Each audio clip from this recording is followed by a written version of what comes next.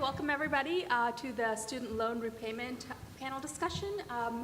Thank you for attending, and we wanted to kick it off with our panelists. We're going to introduce themselves, tell us a little bit about what they do and how their companies approach student loan repayment. Me? Sorry. Okay. Hey guys, oh, that's loud. I'm Tony Aguilar, one of the co-founders and CEO of Student Loan Genius. At SLG, we've developed the first student loan benefit. So we allow great companies to help their employees optimize their student loans and then provide a match to help them get out of debt faster and also save for retirement. That's just a quick snippet of what we do.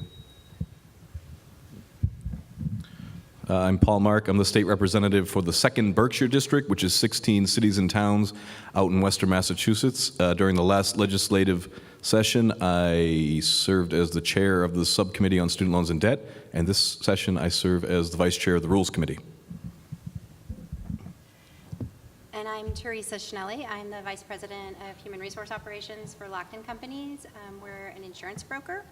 And one of my responsibilities is obviously providing benefits to help recruit and retain our associates. And so one of the things that we've looked at this year for next year is how to handle student loan debt. So Tony, can you give us a sense of companies that are participating in student loan repayments? And Yeah, big, absolutely. Small, what sectors?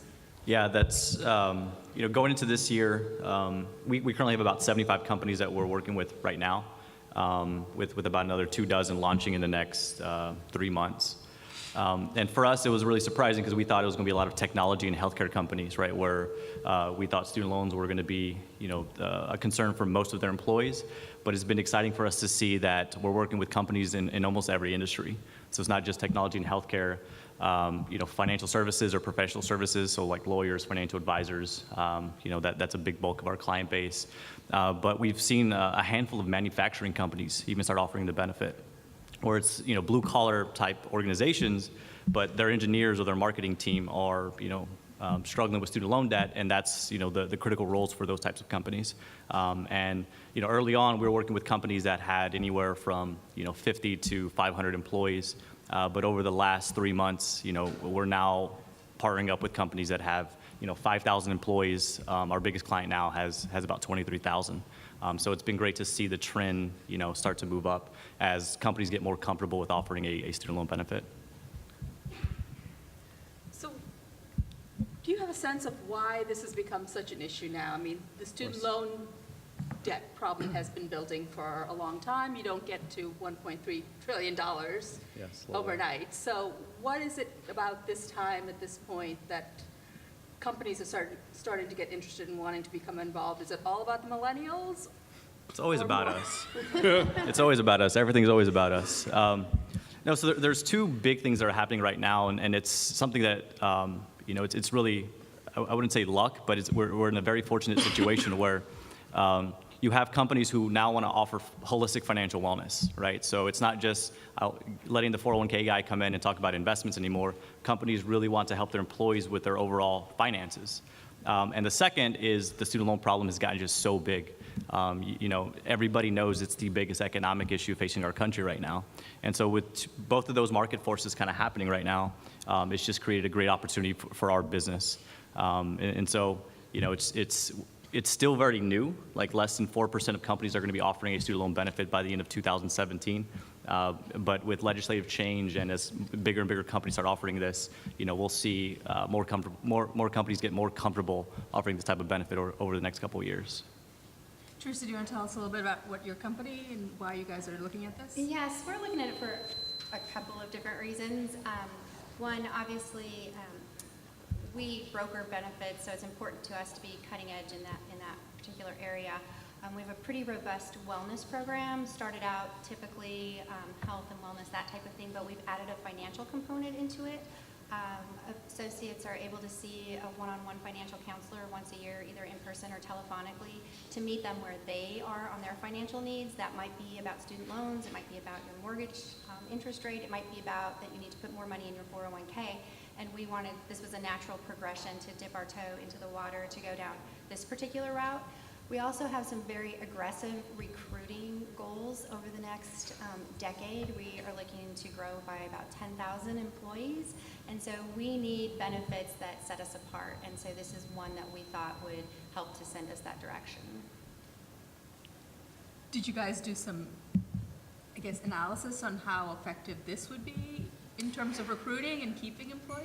We've got a little bit of anecdotal information, and we're really doing a phased approach. Our first phase is really going to be data gathering. We're going to allow our associates and their families access to the tool and to the counseling, and the data that we collect back from that will help us make the decision into what phase 2 is. We're really interested in the legislation that's kind of bubbling up around there, where we might be able to do some kind of matching or something complementary with the 401k. So we're sort of watching that from afar as well. I think that's, oh, go ahead. Can I kind of touch on that? So just to give a quick overview of what we do and what Teresa was touching on is everybody looks at a student loan benefit and they think of just the matching part, right? That's like the big exciting part. But actually with our service, we've developed a platform that's essentially like TurboTax for student loans to help people optimize their student loan situation, right? What's the most effective way for me to pay back my loans? And so companies can actually partner up with us and offer that as a financial wellness tool to their clients. And it gives them the information they need to determine, should we do a match and at what level? And so it's just a great way to figure out, what's the exact problem of student loans within our organization. We break it down to show which departments it's affecting. We break it down by age, by salary scale, all the information you need to make the benefit as effective as possible. Representative Mark, there's been a couple of mentions of legislation. Can you tell us how you got involved and how your legislation will impact this? Yeah, thank you.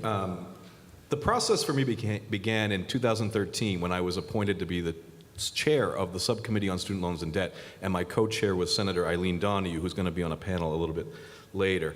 We held 7 hearings about student debt all over the state. We went to public universities, private universities, community colleges, UMass system. We tried to hit everything and hit every section of the state geographically to give professors, students, parents, administrators, anyone involved in the community really a chance to not have to just come into Boston, but to have the student debt hearings in their locality and give them a chance to kind of let us know what they're thinking. We came up with a 9-point plan, and one of those points was building more public-private partnerships, getting employers more involved, potential employers, both before people get into debt, as they're starting to go to school, and after they already have student loans to help them with repayment. And one of the reasons that was so important to me was because of my personal story. This is personal to me. When I was 19 years old, I left UMass because I didn't have any money. I went for a year, and I dropped out. And I went and got a job. I was really lucky that the job I got at the telephone company had this tuition assistance plan to match us. So then fast forward 10 years later, I've now achieved 5 degrees in 8 years, 2 doctoral degrees. I always had the ability and the drive and the talent, but I didn't have that money. And there's so many people out there that I think are in that same situation. Now fast forward another year, and I met my lovely wife. And so after getting through all my education without any debt, I married into $750 a month in student loan debt. And she's worth every penny, but it affects every single decision we make. It is more than our mortgage, it's more than our car payments, it stops us from having kids, it affects where we live, it affects the kind of jobs you can take. And I know she, for one, would be very happy to find a way to get some kind of loan repayment. So some of the things we focused on was getting employers involved through tax credits, through loan repayments, through changing the incentives available at community colleges for training. Because as we sit here in Massachusetts currently, you can get money for non-credit courses if you're an employer, but you can't get reimbursed for your employees if they go to a credit courses.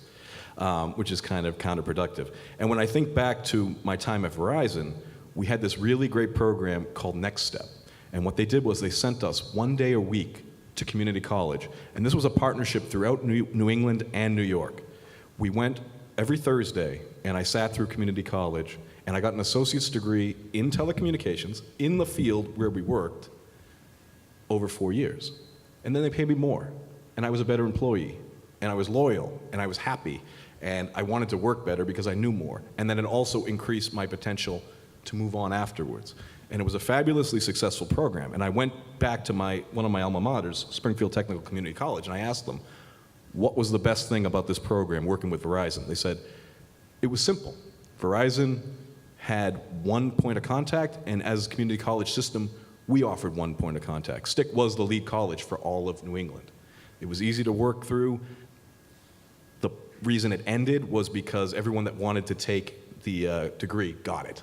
And they don't hire people anymore at Verizon, unfortunately, for outside landline work. So, and then just because we're talking about legislation, why is this important to Massachusetts? Because if you look outside, especially in a week or two from now, people aren't coming to Massachusetts because the weather's great. They're here because educational opportunities and the employment opportunities that creates because we have such a great pipeline. So I think it's really important as a state that we try to help employers match up students with programs and help them get out of debt. And it's something that I hope to continue working on in January. I plan on filing another bill related to this and refiling the comprehensive bill, 34 section bill we already filed. And there's a lot of opportunity, I think, to do something, and it's getting a lot of attention. So this is an important time to strike. Thank you.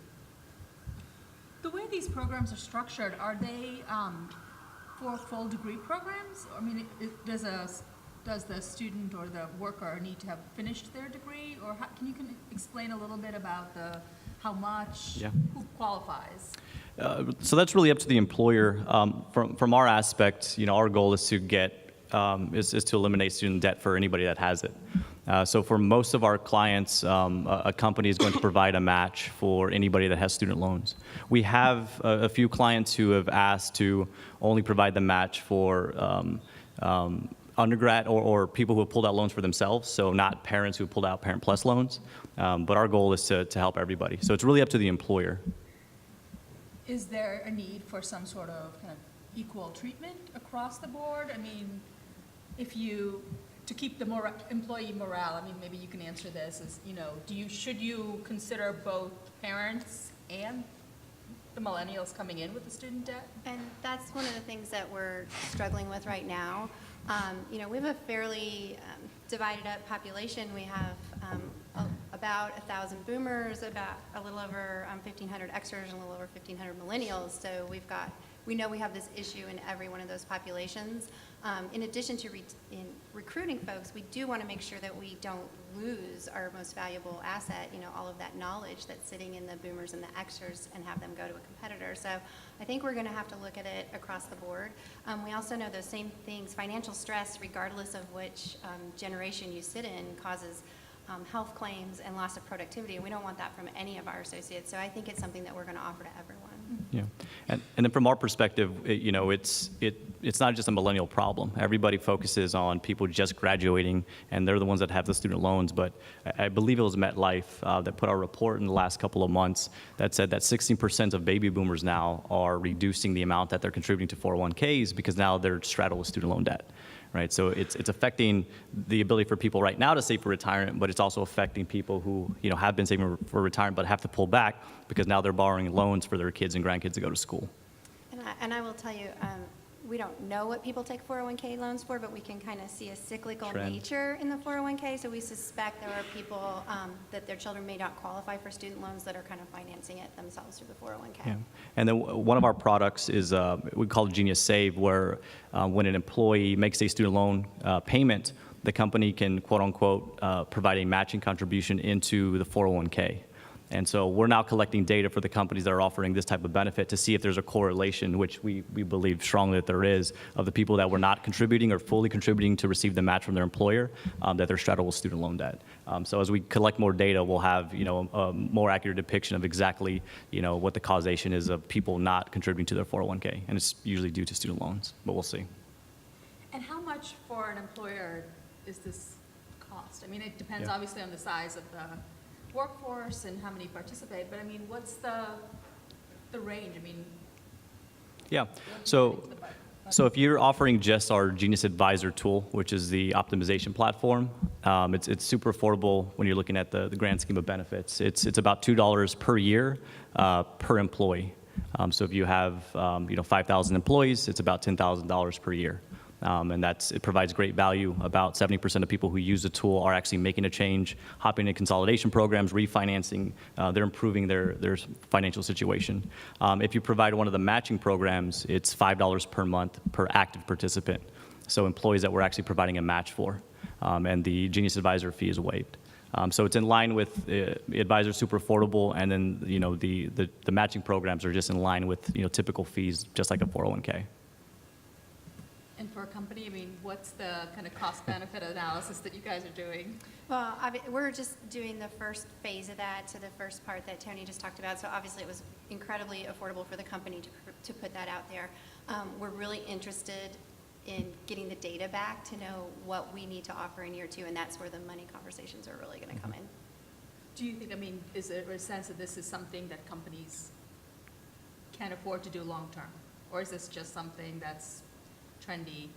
I'm not sure they can't afford to do it long-term. I mean, I think you have to do something because, well, it probably depends on your industry, but in our industry, if we don't do it, somebody else is going to do it before we do, and we need to keep those people. I don't think it's the only thing that's going to make someone take a job or leave a job, but I do think it's definitely going to help round out their loyalty to a company. And if there's a change in the tax structure, do you think more companies will? Oh, absolutely. Yeah, that's the goal is if we, with the work that Paul's doing, if we can allow companies to essentially be incentivized to provide this, right? You're already matching into their 401k on a pre-tax basis. What if we could use those same dollars and apply it towards student loan debt instead, right? So you've already budgeted for it. It's not going to cost you anymore. Now you're just empowering the employee to choose which benefit is more important for them. And because of that will just incentivize more companies to pick it up. So keep working. Do you think it'll be an either/or conversation, or between 401k or? From my perspective, what we've seen, and we do a lot of work with a lot of benefits companies and consultants, and so we see this shift happening in benefits where it's not going to be an either/or. I feel like many companies are going to start to adopt like cafeteria plans, right? Where we're going to give you, $10,000 per year, and here are the different benefits that we're going to provide to you. You choose the ones that you want to hop into. And so we see, dozens of our clients that are, evolving into that type of benefit space over the next couple of years. And with legislation to allow the pre-tax contributions to be treated just like a 401k, we see it's going to be adopted over time. But then don't you get into a situation where they may have paid off their student loan, but they're not ready for retirement again? That's where it's important to provide the financial education, because there's no one size fits all. Everyone's financial situation is different, and so I think it's important to sit down and have put all your cards on the table once a year and have someone that has no skin in the game kind of tell you what some ideas are and maybe where you should be focusing your money, so you don't get to the end and your student loans are paid off, but you have no money to retire. So Representative Mark, do you feel like is this the kind of model you envision, or, I think it's, balance the two between retirement and? yeah, I think it's a component, but when we're talking about retirement, so if you have student loan payments, we're not saving for retirement. I don't save for retirement because we're paying $750 every single month. And I have a pension through the state government, but we pay into our own pension system. I had a pension at Verizon, and I had a 401k, and I had a student loan tuition plan, assistance plan, and Verizon was still making $3 billion in profit every single quarter. So there is a way to balance all of it. It's obviously not that easy, but there is a way to do it. But I think it's really important that if we only focus on retirement, then during all the in-between years, people are going to be spending their money on this student loan, and they're not going to be saving for retirement. And if you only focus on student loans, then exactly, you're going to get to the end and not have anything. So there has to be a way to try to balance it. And then as a legislature, what our job is to try to help these businesses, help our citizens, help employers and employees get to the place where they need to be. And so my job is to back up as I hear good ideas, to try to make them come into action, and to try to think up things on our own as well. And so that's our Genius Safe product, right? Where you pay your student loans, but your company's going to match that into your 401k instead. So you're doing both. You're paying down your debt, but you're able to build up your nest egg. And so we've been fortunate enough to partner up with Prudential and John Hancock are the first batch of 401k companies that are essentially pushing this out to their clients. And over the next 12 months, we're going to be working with more and more 401k companies to adopt this type of product, where we're attacking both sides of the problem. We're not just focusing on retirement, or we're not just focusing on student loans. And for the companies, the expansion is a way to offer another suite of products, or Absolutely. I mean, expand their base? yeah, it's an innovative product. It allows them to acquire more customers, more companies, and also it keeps the companies that they have excited to work with them because it's a new innovative space. And ultimately, the goals of these companies are to help people retire, right? And so if people are straddled with student loan debt and can't contribute to the 401k, this is a mechanism to allow them to do that. So there's a goodwill aspect to it. So right now, there are a lot of banks, insurance companies participating, financial services firms, and you mentioned tech companies participating. What is it going to take for companies that maybe don't have people starting out at $70,000 as a starting salary, so that it filters down to workers who are making, starting at 30, but still have a lot of student loan debt? So your question is, how do we start targeting Yeah. companies with smaller, or employees with smaller salaries? Yeah, or even companies that have more blue collar, or, the everyday kind of workers are Yeah. there. But Well, so if companies are really facing recruiting and retention challenges, right, that's very expensive whenever they have, turnover, right? So if it's costing them lots of money to recruit people or to keep people for more than 2 years, and they see that, they run a student loan study internally, they're going to see that, bulk of those employees have student loan debt.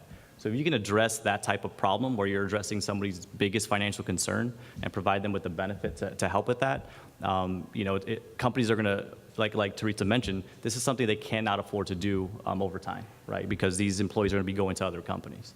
And so if they see that it's a problem in their organization and they can solve it, I think they'll start adopting this type of benefit. Yeah, and that extends into the public sector as well. One of the items we ended up proposing was loan forgiveness programs for social workers. So if you look at a social worker, you could easily rack up $50,000 to $100,000 in student loan debt, and then you're going to go make $35,000 for the next 20 years. It's a very important job. It's something we need immensely here in Massachusetts. We need to have people doing this job. And so for the Commonwealth to offer loan forgiveness programs, it's investing in our own future by having social workers that can afford to do social work. I rode around with some DCF workers for a day. The poor woman was stretched thin for 12 hours, and then I found out 6 months later she quit because she couldn't take it any longer. We can't have that. You need stability. You need stability for the people they're serving and for the people in the offices themselves. And so for us to be able to invest a bit in their education and retaining them as employees, it pays off in the long run. It's saving the Commonwealth money. And I think it's the same thing for small employees and employers. That's such a good point. So, there's all these forgiveness programs that exist for teachers or for people that work at nonprofits. But we've partnered up with organizations like Teach for America and KIP. And these teachers they think they're coming out of school and they're making their student loan payments, and they think in 10 years I'm going to have all these loans forgiven. And then their organization turns on our benefit, and they go through our tool, which searches to see if they qualify for these forgiveness programs. And we look at a client or a customer, and they've been paying for 7 years, thinking in 3 years their loans are forgiven. And we come to find out that they're on the wrong repayment program. So it's not as easy as people think, and they're just distraught. They're like, I thought in 3 years I'm going to have $50,000 forgiven, and they're crying on the phone, and it's like no one was there to teach them. Are you doing the right things from the beginning? So our goal to go along with the public service sector is, can we just offer the advisor tool itself to help people make sure they're taking advantage of these programs right when they come out of school, and making the tool so affordable that these nonprofits and these schools can offer that, to make sure that people are in the right plans, they're making the right type of payment so they can take advantage of these forgiveness programs that the government has put out but hasn't done a good job of educating. And I think part of it is that with this loan repayment program, it's kind of attacking it at the back end where people come out, you have all this student debt. Yeah. What can businesses do, and I guess why have they been a little bit reluctant to kind of enter the conversation in terms of the front end of things of, should you be taking out this much debt? Yeah. How are you going to pay back? So the number one proposal from our student loan and debt subcommittee was actually financial literacy, making sure people understand. And it's hard, especially if you're 18 years old, it's hard to understand what it means to take on $100,000 in debt. When I first went to UMass for that year, I remember thinking, my father was telling me, oh, you know, there's going to be a lot to repay. And I'm like, yeah, whatever, I'm going to be making like $60,000 the day I get out of school. And that isn't necessarily, and that was 18 years ago. That's like 100,000 today. So that isn't necessarily the truth. But one of the things that I think is really important and that I really respected that Verizon did was they sent us to a community college. And you can save so much money by going public, by starting off doing 2 years at a community college and then doing your next 2 years at a public university. They didn't send us to Harvard. They sent us to community colleges all over the state, and that was good. Again, it's good for Massachusetts because they were helping support the community college system. It was good for the employees because they were learning important skills. And I have 5 degrees. I'd say my best 2 degrees are the degree I got from STIC because it was hands-on, real-world experience, and then my law degree because, again, it was hands-on, practical experience. So, I mean, to try to encourage, as a Commonwealth and as employers or advocates, to get people to think about their education and how they're going to finance it in a more intelligent way and encourage public university, the use of public universities and community colleges is a great tool. And for us, we're trying to continue to expand our services. So right now we're focused on people with existing student loans, but a question we get asked all the time is like, well, you know, that's only 25% of our workforce or a third of our workforce. What about everybody else? And so we're working on tools and resources to help families plan for college. Right, so you may not have student loans, but you have kids that you're trying to save for. So providing them with the right education, with the right content through their employer, right? So they don't have to go online and research and look at 15 different websites to figure out what they want to do. They're getting it from a trusted source from their employer, so they're planning as early as possible. We'd love to open it up for questions if you guys have any, or.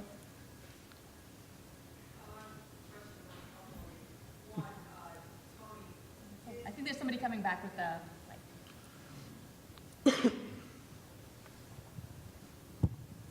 Tony, do you see this being possible for small businesses, under 50 employees, under 20 employees? Oh, absolutely. We're very flexible in working with smaller companies. It's not a market that we're going to go after as a business. But if a company wants to turn this on and work with us, we have actually a client here in Boston that has 8 employees, and they've turned us on. So it's not cost prohibitive, you don't think, for small businesses? Not at all, not at all. Especially if it fits in line with their financial wellness budget. We've done that on purpose on making the service as affordable as possible. And so we do have many clients who are under 50 employees. All right, and I have a question for Paul. You mentioned in passing when you first started about the credits, and I'm assuming that's at the state level. Yes. So can you tell me what the mechanism of that is? Yeah, currently, you, as an employer, you can send your employees for vocational training at community colleges, and if they're not going for a credit program, you can get a level of reimbursement for it. But if they're going for a credit that could lead to a degree, you cannot. So that's one of the amendments that we filed to this comprehensive bill to try, a 34-section bill that resulted from the 9-section debt plan, to try to fix that, because that's ridiculous. Because if you want to send someone for a credit program as well, why wouldn't you get reimbursed? And when we're thinking about employers sending people for training that's going to be directly helpful and effective at their jobs, to me, I want to do everything I can to possibly make that work. Sorry, I'm not trying to dominate, I just have questions for you. So I guess what I'm trying to think is how we can incentivize employers to get into a program like Tony's talking about by giving them some sort of a tax credit or something where the income doesn't show up on the W-2 wages of the employee and doesn't put them in a higher contingency or IBR plan. And I don't know what that would look like because I don't know your business, but you think that it's even ever going to have any legs? Yeah, so we're working on it right now, and we believe that there's a few things that will pass in the next 18 months once things settle down a little bit after this election. So the first is allowing the matching contributions towards student loans to be pre-tax. So that's already on the floor. There's a bill that's on the floor that's being discussed, and it's bipartisan too, which is fantastic. Yes. And so if you make contributions towards student loans, it's pre-tax just like a 401k. So that's huge incentive for companies because they've already budgeted for those 401k contributions. The second, though, is to allow our Genius Save product, almost a replica of that, where you pay your student loans and your company invests the same amount into your 401k, and doing that seamlessly through the current structures of 401ks. And so that's also on the floor at a federal level. That's picking up a lot of steam. And there's a few other things that we're working on like increasing the tax deduction amount for interest payments on student loans. It's been the same level for 15 years, even though student loan debt has skyrocketed. So why don't we increase that level, allow people to save more on their taxes, and then also refinancing through the federal government. It makes no sense that the highest rate of interest rate debt is student loans, not mortgages or even credit cards. So can we start refinancing through the federal government while also taking advantage of all the income-based programs that exist?